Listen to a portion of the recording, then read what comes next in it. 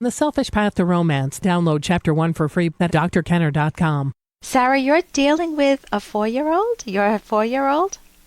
Yes. Yeah, what's going on? Well, me and my ex-husband separated about a year and a half ago, and Okay. she's a daddy's girl, Okay. and I'm having a lot of issues as far as when I say to do something or ask her to do something, I don't have to. I'll just call my daddy, or I'll call my grandma, or, always has an extra person that says, oh, well, you don't have to do it. So she's... And I'm trying to figure out how I can get through to her to say, look, I'm mom. I'm, the main person that you need to be listening to. And, if you don't, there's going to be consequences. And every time I try to do the consequences, she has something to say. She tells me she hates me. She doesn't want to live with me anymore. All that good stuff. Okay. So you're laughing, and I'm sure there's a lot of pain behind that laughter. So what I'm hearing is she's learned a method at a very young age that's splitting the two parents, or splitting you. It's they're better than you are, and that's been effective with you. And you need a way to be able to answer her, and a way to be able to give her much, much more than just in that moment being able to answer her, being able to give her a principle that this is not a good game to play, to try to split people. So one of the things you can't, when you try to force a kid to listen to you, parents become desperate. Here's what they do. Typically, and this comes right out of a parenting book. I will give you the name of it at the end. There are 2 books I want to recommend to you.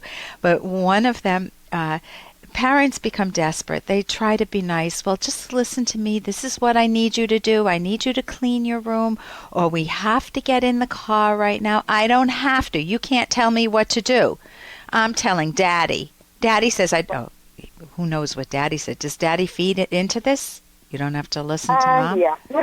Okay. So if you have that, if she's doing things like that, you need a way to reach her mind. And parents typically, this is what I started with, parents typically say, they'll be sweet, and then they'll say, now listen, I'm the mother, you listen to me, get in the car right now. I don't want to hear anything about Daddy, in the car right now. And so she could try to she's starting to get in the car. She either crosses her arms and says, I don't have to, and here you are, a grown adult, with a little 4-year-old pushing you around. Yeah. And then you're thinking, what? Oh, I love my daughter in that moment?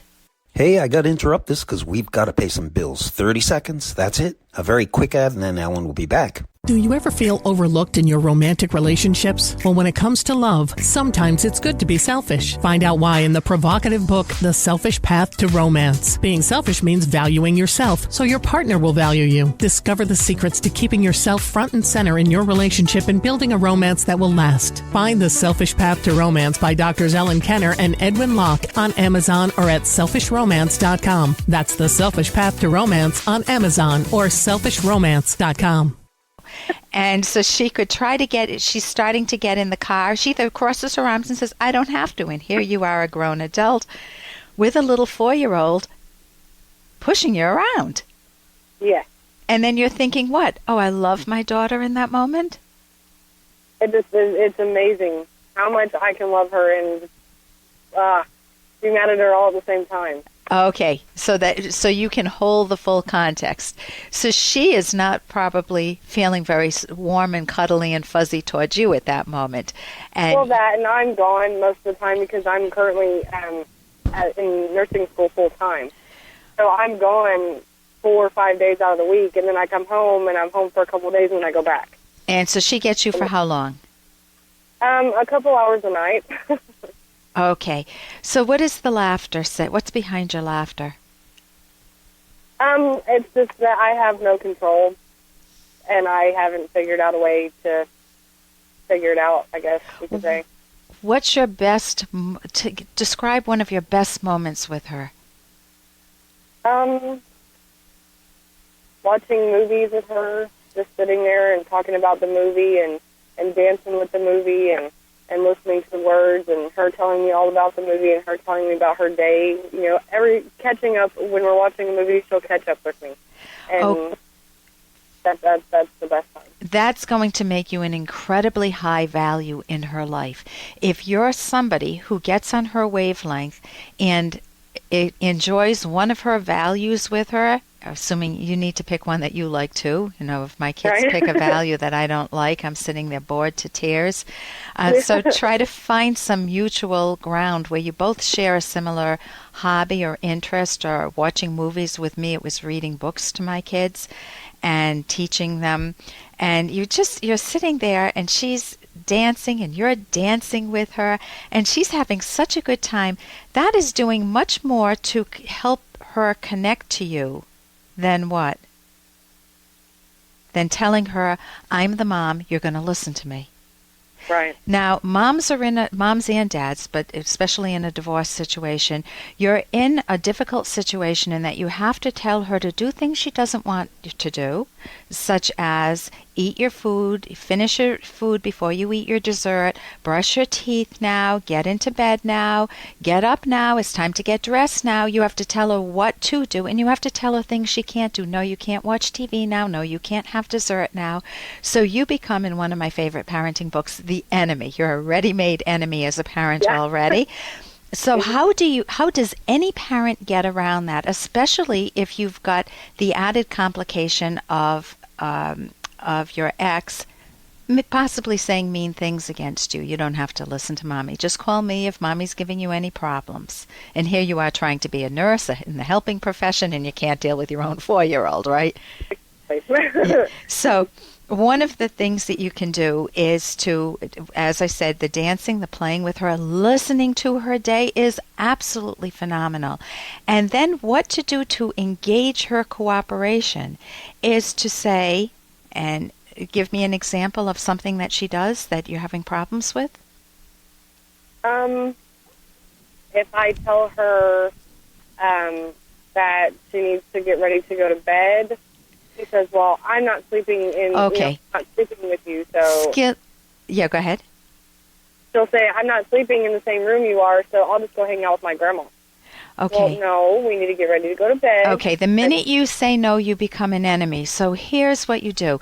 You can use a skill called grant her wish in fantasy. Honey, I can hear how much you want to stay up with Grandma, and I wish for your sake that I could say, yes, you guys can stay up all through the night.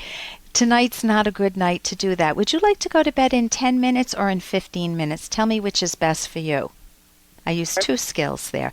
I used granting her wish in fantasy, and I gave her a choice between 10 and 15 minutes. Right. And so kids like the experience of choice, and that's very helpful. So the books I want to tell you, one of them is Dinosaur's Divorce, and you can go to my website. It will be up there probably within a day or two, but you can just Google it. And there's a page where it says, don't let one parent tell you to say things to the other parent. It has in cartoonish form the very principle that you need to teach her, but it's in a book so you guys can talk about it. You know, you can slow down on that frame. The other is the book, How to Talk So Kids Will Listen, and Listen So Kids Will Talk, and that is on my website. That is a phenomenal book. So listen, I wish you wonderful success, Sarah, with your 4-year-old. And here's a little more from Dr. Kenner. You've had quite a life, I suppose. I bet I know just what you're thinking. This is only the beginning. It's only going to get worse from here. Let me tell you something. I'm 81 now. And every morning, I open my eyes and I see the sun streaming through the window. I hear the birds chirping. I smell the coffee brewing down the hall. And I walk into the bathroom and I look into the mirror. And do you know what I say to myself? What? The point is, it is only going to get worse from where you are right now. Well, what did you want me to say? Life gets better with every passing year. Well, you're not making me feel any better, Moira. It's because I can't. Nobody likes to get older. But it doesn't mean you can't enjoy yourself.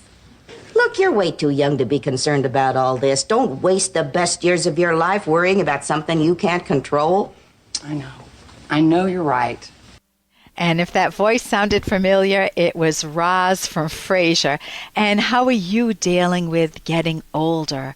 Are you embracing it? I have two relatives, one who windsurfs, and at the age of, I guess he's in his 80s now, and the other one really windsurfs and rides for about 14 miles. I ride for about 3 miles. And another relative who travels all over in his mid-80s.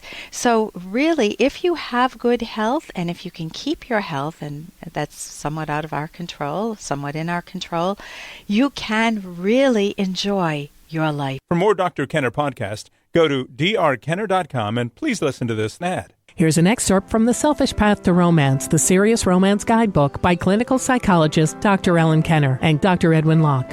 Encourage your partner to pursue his or her values. You do not want your partner to ever give up important values, assuming they're not irrational values, such as taking illicit drugs, being abusive, or having an affair. Neither partner should ask the other to give up valued activities or valued friends, assuming the friends are not unpleasant or dishonest people. This principle applies to all important values held by your partner, but especially the most essential ones, such as a career. Encouraging your partner to act to achieve important values, but also helping your loved one to maintain the proper attitude toward those values is part of living up to this principle. You can download Chapter 1 for free by going to drkenner.com, and you can buy The Selfish Path to Romance at amazon.com.